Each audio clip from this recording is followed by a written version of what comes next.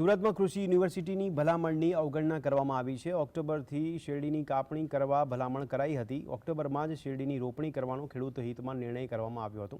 September માસમાં રોપણી થતી હોવાથી કાપ ઉત્પાદનમાં ઘટાડો થયો છે, ત્યારે ઘાસચારો વધુ ઉગવાના કારણે દવા છંટકાવથી ખેડૂતોને વધુ ખર્ચ થાય છે। ઘાસ મારવાની દવા છંટકાવ કરવાથી જમીનની ફળદ્રુપતાને પણ વધુ નુકસાન થાય છે।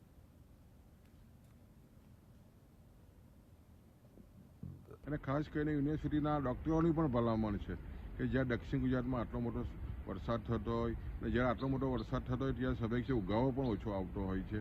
આવી સ્થિતિમાં ખાસ કરીને યુનિવર્સિટી અને ખાસ કરીને ખેડૂતો પણ જે રીતે વહેલા રોપવાની જે ઈચ્છા રાખી રહ્યા છે, એમાં ખાસ કરીને સુગર મેનેજમેન્ટે ચોક્કસ વિચાર કરવાની જરૂરિયાત છે। અને ખાસ કરીને ખેડૂતોની અને કૃષિ યુનિવર્સિટીની વાત સાંભળીને સાયન અને મહુવાએ ખૂબ જ સારી રીતે ઓક્ટોબર મહિનામાં આ વર્ષથી વાવેતરની શરૂઆત કરવાની જે વાત કરી છે, ખૂબ અભિનંદનને પાત્ર છે।